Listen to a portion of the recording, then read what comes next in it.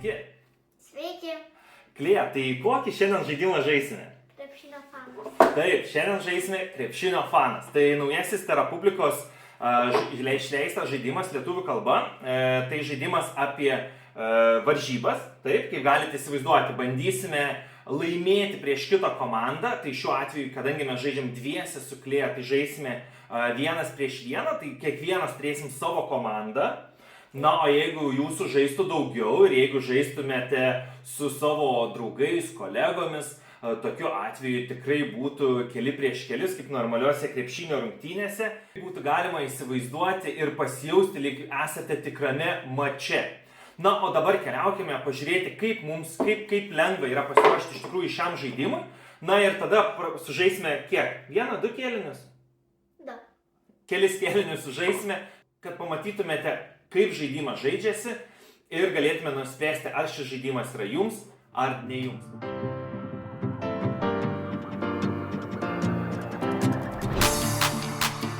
Taigi, pasiruošimo žaidimui. Pradėsime nuo to, kad per vidurį padėsime lentą.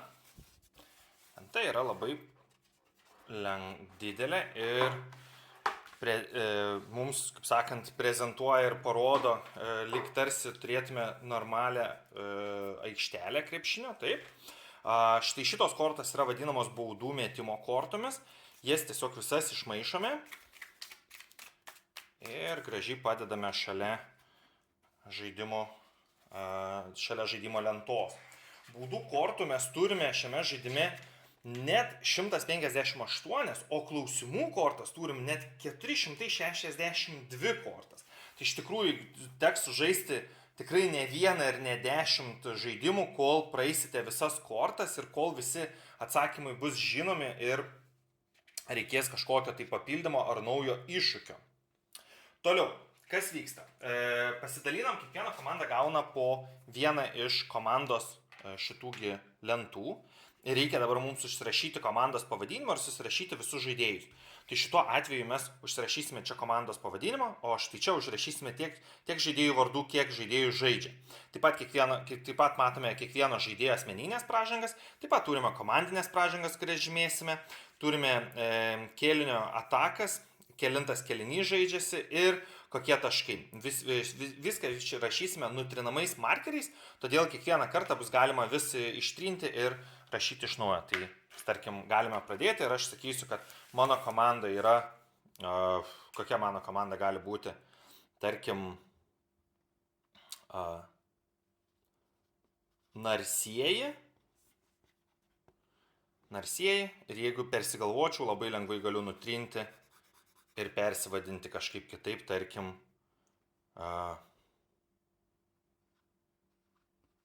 drebantieji. Klėja, koks tavo komandos pavadinimas? Žalgiris. Klėja pasirinko pavadinimas Žalgiris. Na, gal ir visai nieko. Tai va, ir lygiai taip pat tada užsirašom savo vardus visų žaidėjų, kurie žaidžia. Tai šiuo atveju aš būsiu Martynas ir Klėja parodyk visiems žiūrovom. Klėja bus viena iš Žalgiris. Pataisykim Klėja. Žalgiris. Ir Klėja, kaip sakant. Tai va. Gerai. Kai mes tą pasidarėme, dabar atėjo laikas susidėti puolimo ir klausimų kortas. Tai iš tikrųjų pasiėmame klausimų kortas, jų yra, kaip minėjau, 460 kažkelios kortos ir mes išsimaišome ir išsidalinsime jas, pasidėsime. Pat mes turime neapginamo metimo kortas ir turime bloko kortas. Tai jas lygiai taip pat pasidalinsime. Taigi, paėmėme po klausimų 5 kortas ir išdalinam po 5 kortas kiekvienai komandai. Tai 5 Klėjai,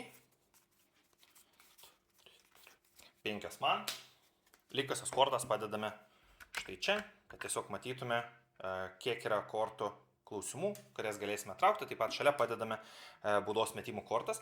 Taip pat paimame po 10 neapginamo metimo kortų ir padalinam kiekvienai komandai. Tai 10 neapginamo metimo klėjai ir 10 man turėtų būti. 10 mano komandai. Lygiai taip pat pasidalinam po 10 kortų bloko, 10 klėjos komandai, 10 mano. Taigi, dabar mes turime, kadangi visos šitų ir specialiųjų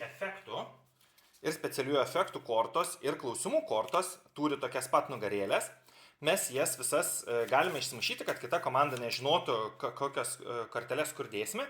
Ir tada mes galime pasirinkti, kur norime savo aikštelės pusę susidėti, kur klausimus norime susidėti, kur norime susidėti specialiųjų efektų kortas. Reikėtų paminėti, tik tai jeigu mes dedame bloką, tokiu atveju mes privalome vieną iš laukelių uždėti neapginamų metimų. Tai vadinasi, kad jeigu mes pasirenkam, tarkim, aš čia galiu pasidėti, štai čia padėsiu neapginamą metimą, o tada kažkur tai čia padėsiu bloką. Ir daugiau galiu, pavyzdžiui, paimti ir padėti 3 kažkokius tai kitus klausimus. Tarkim, štai taip. Vienas yra dalykas, kad galima kortelių dėti kiek norime, bet negalime daugiau dėti nei 5 kortelių. Klėja, tu irgi dabar gali savo pusę susidėlioti. Na ką, ir mes žaidimui pasiruošime.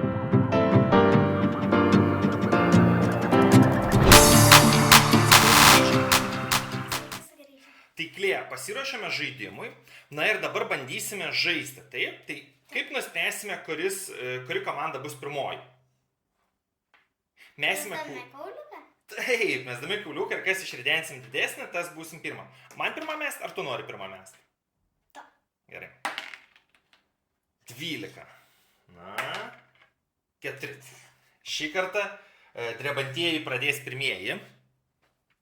Gerai, tai klausyk, savo žaidimo eiga vyksta taip, kad aš dabar galiu pasirinkti vieną iš kelių variantų, ką aš noriu daryti. Aš galiu mesti kauliuką ant žaidimo lentos, kadangi aš esu palančioji komanda, čia yra mano linija, tai aš nuo čia turėčiau mesti ir žiūrėti, kur nukris mano kauliukas. Taip pat galiu perduoti metimą kitam žaidėjui, jeigu norėčiau.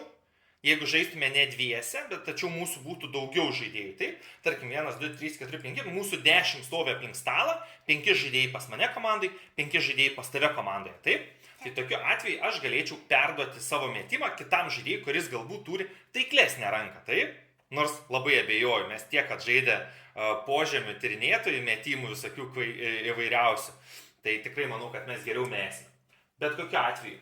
Taip pat gali taip nutikti, kad gali man tekti arba tau tekti mesti baudos metimus, taip? Tai baudos metimai yra, kai mes trauksime šitas korteles ir bandysime atsakyti klausimus. Jeigu bauda būna padaryta nuo 2 linijos, tada gauname 2 klausimus. Jeigu kažkur 3 linijoje, gauname ištraukti 3 korteles ir tada 3 klausimai būna, taip? Bandome atsakyti ir už kiekvieną teisingą klausimą gauname po tašką. Taigi, kaip vyksta žaidimas? Tai aš mesdamas kauliuką, jeigu kauliukas nukrenta kažkur tai čia, nieko neatsitinka. Kaip sakant, aš neįmetu ir nieko nebūna. Jeigu taip nutiktų, kad nukristų kauliukas štai čia, kur yra dvejetukas, tokiu atveju iš karto gaunu 2 taškus. Jeigu numetu štai čia, gaunu 3 taškus. Jeigu numetu į krepšinį pataikau, kad sustoja kauliukas, kai metu, kad būtent čia sustoja, iš karto pelnau 3 taškus. Tuo atveju, jeigu nukrenta ant kortos, žiūrime, kas yra kortoje pavaizduota, ar tai yra blokas, ar tai yra metimas. Na ir tokiu atveju žiūrime, kuris laimim. Taip, ar blokuojamas yra mano metimas, ar pelnau taškus, ar gaunu klausimą. Klausimą tu turėtum perskaityti ir tada duoti man pasirinkimo atsakymus. Ir jeigu aš teisingai atsakau į klausimą, tada gaunu tiek taškų. Tarkim, šiuo atveju čia būtų 2 taškai, jeigu čia būtų klausimas, gaučiau 3 taškus. Dabar to nedarysime, žaisdami pamatysime, kaip tai atrodo. Dar vienas dalykas yra baudos, taip, galima bauduoti. Tarkim, jeigu aš metu kauliuką ir mano kauliukas išriedėjo visai, nepavyko išmesti, bet jeigu, tarkim, kauliukas čia atsirdena, tu gali paimti ir kol neatverčiau, numušti kauliuką. Ir tokiu atveju tu gauni baudą, mes baudas paimame ir pasižymime. Štai čia, tada Klėja gautų baudą, užbrauktume čia žaidėjo baudą, taip pat komandinė pražanga būtų ir galėtume keliauti toliau. Tokiu atveju aš kaip puolančioji komanda turėčiau vis dar kauliuką savo rankose ir galėčiau iš naujo atakuoti tavo krepšį. Jeigu taip nutiktų, kad surinkai 4 baudas nuo 5 baudos, kaip ir paprastose žaidimo taisyklėse, krepšinio žaidimo taisyklėse, mes pradedame mėtyti baudas. Ir taip galėčiau gauti lengvų taškų. Baudos metimo klausimai yra lengvesni nei paprastieji klausimai, todėl juos yra lengviau atsakyti. Tai va. Dar kažkas tai. Vienas iš dalykų, ką turėčiau taip pat paminėti, ko dar pasirašymo metu nepaminėjome, tai yra tai, kad mes turime panaudoti visas savo specialiasias kortas iki kol žaidimas pasibaigs. O žaidžiame mes 4 kėlinius po 7 atakas. Tai per tą laiką mums reikia panaudoti visas savo specialiasias korteles. Klausimų kortelių galima panaudoti tiek, kiek išeina panaudoti, tačiau visas kitas reikia panaudoti visas. Po 7 atakų, kai baigėsi kėlinys, mes nuvalome visas pražangas ir keliaujame toliau.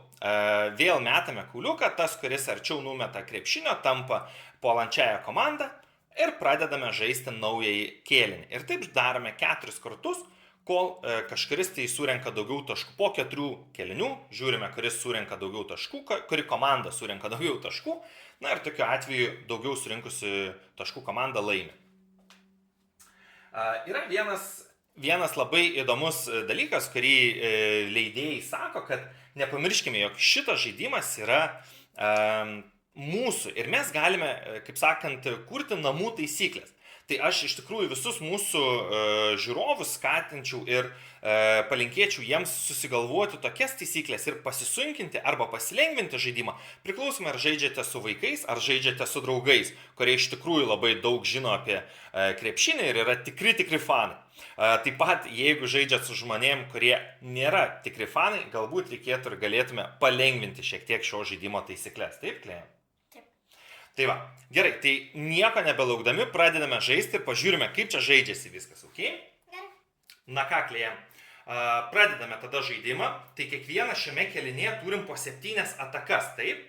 Tai reiškia, kad 7 kartus aš bandysiu atakuoti tave ir 7 kartus tu bandysi mane atakuoti. Tai gaila, kamuoliukas nešokinėje, taip kaip norėtume, kaip tikras krepšinio kamuolys, na bet tačiau bandau mesti ir žiūrėsime, kas tada nutiks. Visiškai nesąmoningai išmečiau, mano pirmoji ataka baigėsi. Kai baigėsi ataka, mes patikriname, ar yra atverstų klausimų, ar yra atsakytų, ar yra kortelių, kurios yra panaudotas. Jeigu taip nutiktų, panaudotas korteles dedam į šoną, eimame naujas korteles. Na, kai taip atsitiks, galėsime parodyti, kaip tai vyksta.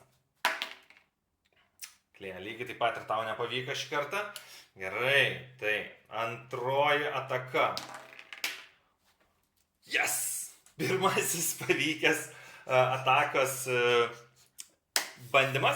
Gerai, tai tokiu atveju tu turėtum atversti ir pažiūrėti, ar čia yra klausimas? Ne, neklausimas. Neklausimas, tai parodyk, kas čia nutiko. Čia yra neapginamas metimas, kaip matote. Tai kaip jau minėjau, neapginamas metimas reiškia, kad šitą dedam į discard pile, discard krūvelę. Ir šiuo atveju aš gaunu 3 taškus. Tai antrąją ataką gaunu 3 taškus. Štai taip pasižymėjau, 3 taškai ir antroji ataka. Dabar, Klėja, tavo tikslas yra taip, aš tau duodu vieną kortelę, dėl to, kad vieną klausimo kortelę, nes tu vieną kortelę jau panaudoji ir dabar tu gali pasirinkti arba nepridėti 5 kortelės, arba gali pridėti 5 kortelę, jeigu nori. Tai gali būti klausimo kortelė, arba gali būti šito neapginamo metimo kortelė. Ir tau nebūtinai reikia čia padėti, gali padėti čia arba čia. Blokas vienas jau yra pas tave, todėl dar kol kas jisai ten ir bus. Tai kai yra blokas, turi būti neapginamo metimo kortelė. Gerai, tavo eilė. Beveik, labai nedaug trūko. Pasižymėk antrą, toliau mano eilė, taip. Oi, prastai. Yes. Na, Klėja. Tai dabar tu išmeti ant klausimo, parodom visiems žiūrovom klausimą, tai.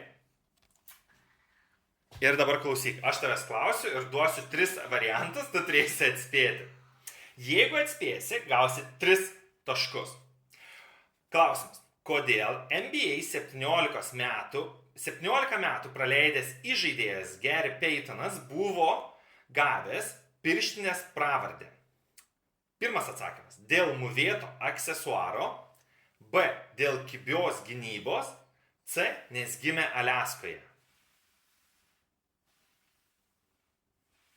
Dar pirmas. Manai, kad dėl mūvėto aksesuaro? Jo.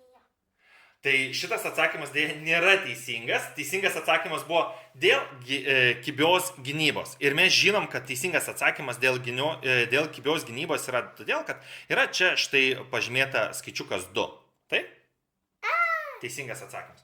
Taigi, mes šitą kartelę padėsim. Dėja, tau nepavyko atsakyti. Aš paimu vieną kartelę ir tada galvoju, ką aš noriu padaryti. Aš manau, kad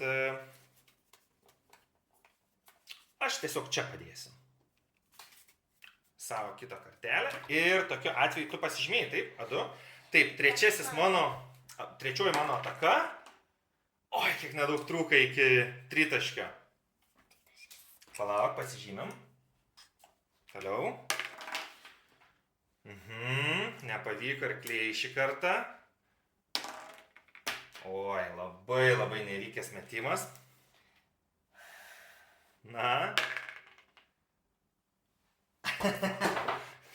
Šiaip galbūt ir sakyčiau, kad nepataikai, tačiau, kadangi žaidžiame namuose ir mūsų namuose sako, jeigu kuliukas palietė, reiškia yra taip, tai vėlgi klausimas, vėl klėja pataikė ant tritaškio klausimo ir klausimas skamba šitai.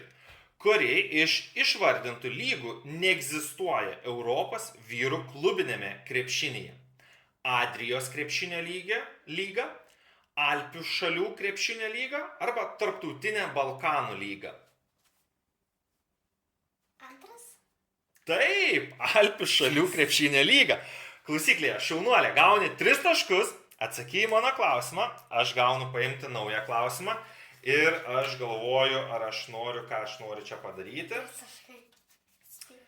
Aš uždėsiu štai šitą kartelę. Štai čia.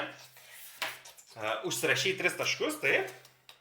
Ir pasižymėjai, kad čia buvo tavo 4 puolimas. Gerai, mano eilė. O, kaip palėtė, tai žiūrime ir kas čia yra klausimas. Gerai, tai sakyk, koks yra klausimas. Kuris iš šių Kauno Žalgiryje žaidusių užsieniečių pirmasis Eurolygoje peržengė 1000 atliktų rezultatyvių perdavimų ribą? Vasilija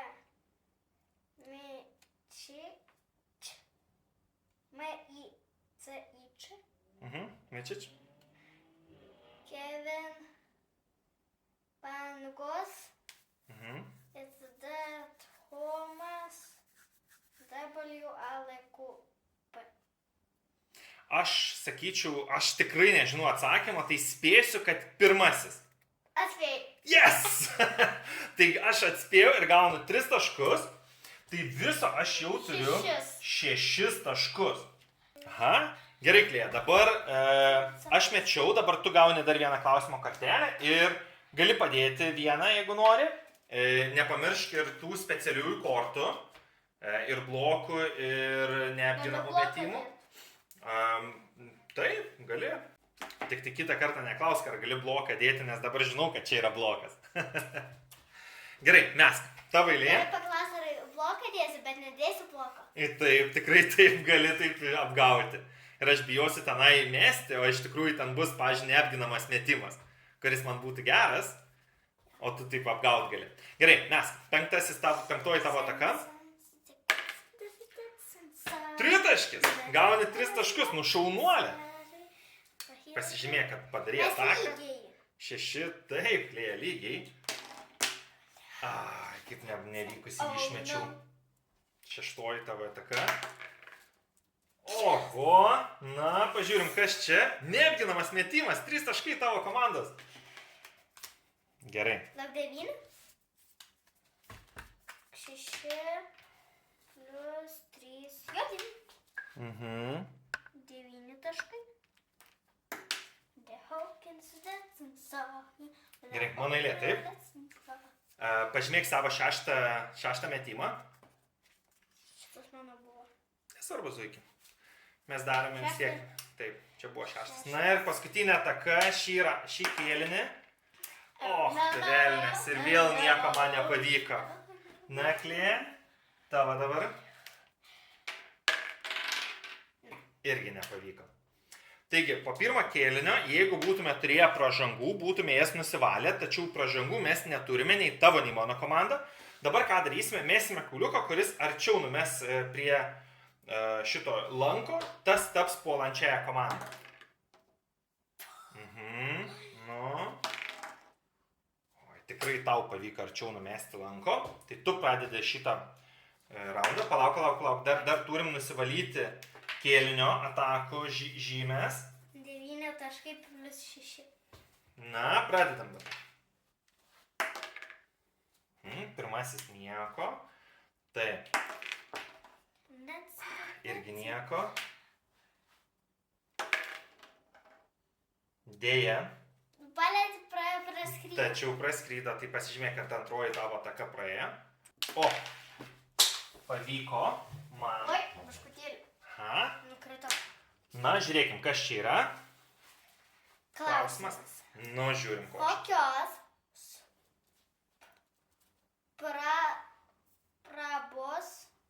Kokios prabos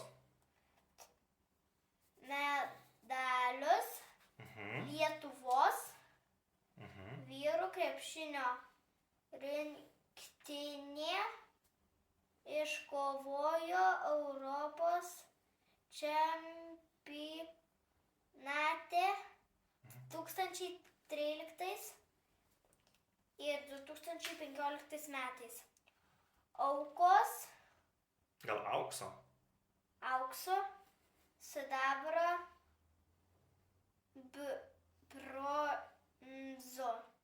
bronzos. Aš sakyčiau, kad aukso? Pirmas? Ne, sidabras. Tai aš neatsakiau, negaunu taškų. Štai tau klausimo kartelė ir dabar gali įdėti savo. Nepamiršk, kad iki žaidimo galo per 4 kėlinius turi tu sužaisti visas savo specialiasias kortas. Visus blokus ir visus neapginamus metimus. Na, čia buvo mano antroji ataka. Tavo eilė dabar. Trečioji ataka antro kėlinio. Tik žinai, ką mes užmiršom padaryti? Oh, no. Mes užmiršom pažymėti, kad čia jau pirmasis kėlinys praėjo. Oi. Antras kėlinys. Gerai.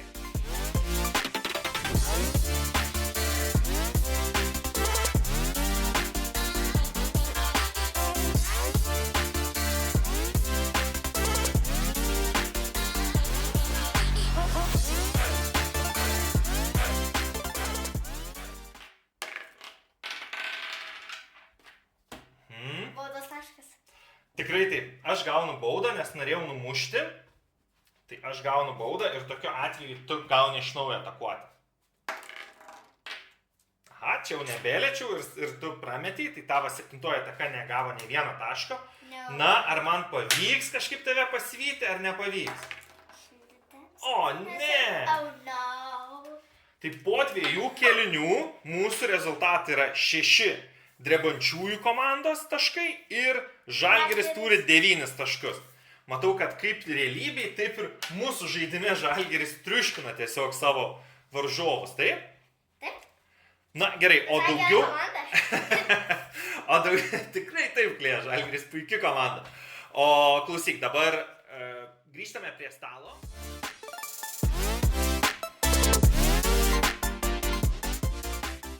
Na ką, Klėja, kaip tau patiko šitas žaidimas?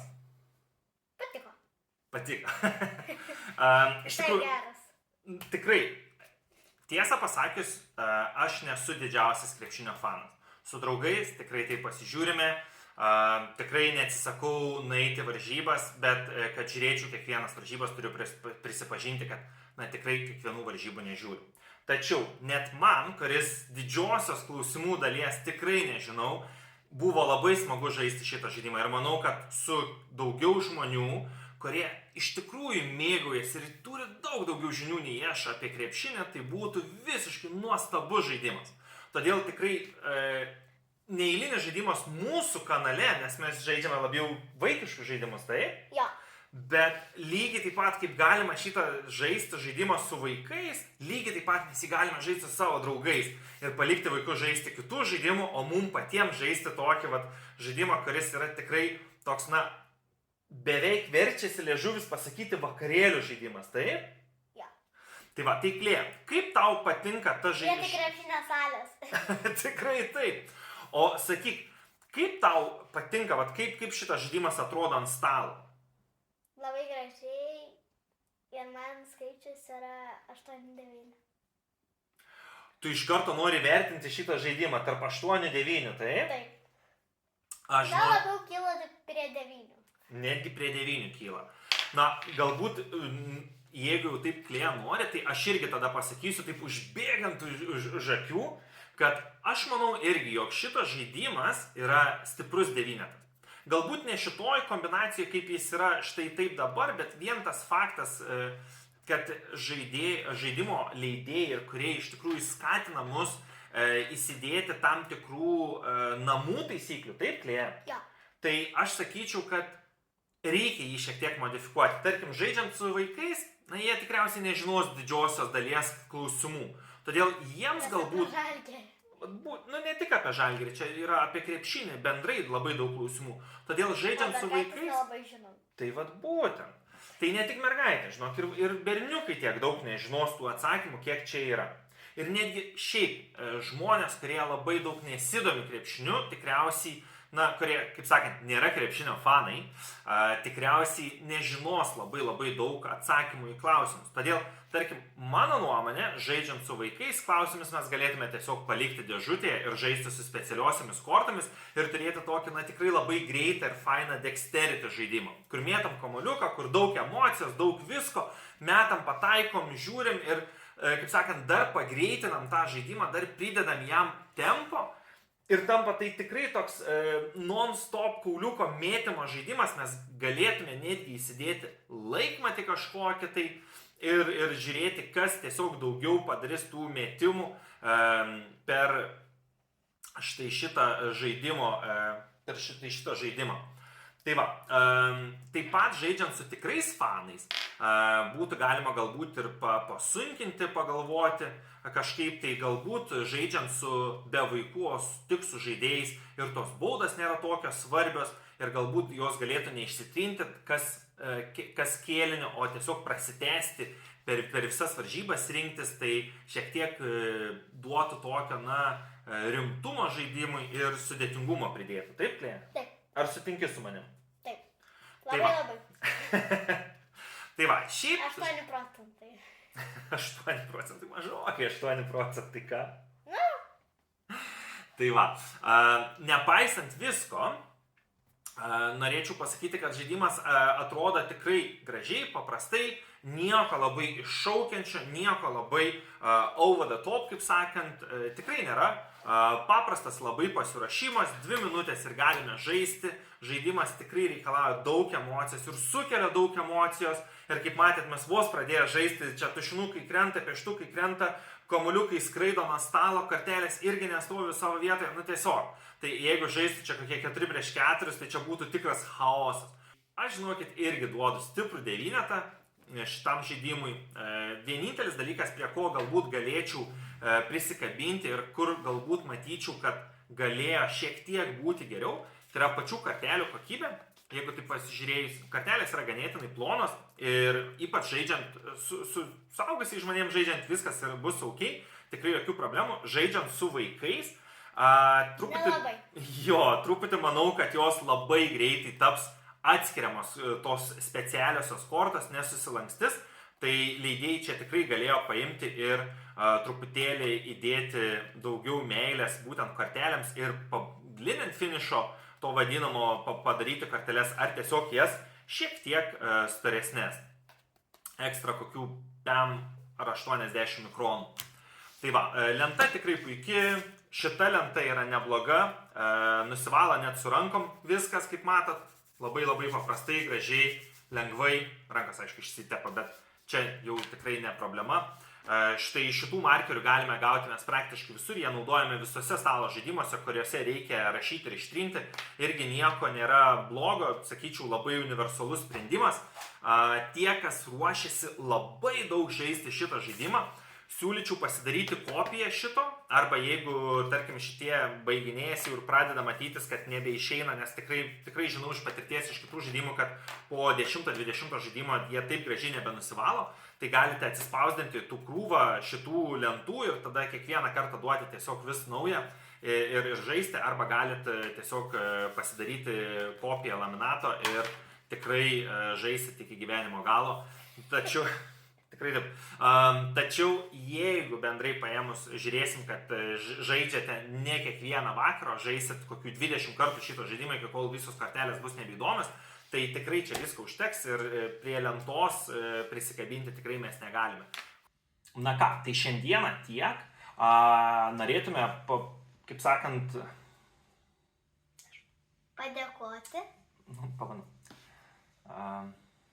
Na tai ką, ačiū visiems žiūrėjusiems, šiandieną tiek, norėtume kartu su Klėjomės visiems padėkoti, kurie sekate mus ir žiūrite mūsų turinį, taip pat paprašysime kaip visada paspausti patinka ir pasidalinti, taip pat palikite komentarą, jeigu pamatėte, kad kažkur palikome klaidų, ar turite gerų idėjų, kaip būtų galima dar pagerinti ir, kaip sakant, padaryti šitą žaidimą dar įdomesniu, tai parašykite komentaruose, mielai juos paskaitysime ir padiskutuosime, ar tikrai tai galėtų padėti žaisti su vaikais, ar žaisti su draugais, ar ne, Klėja? Jo.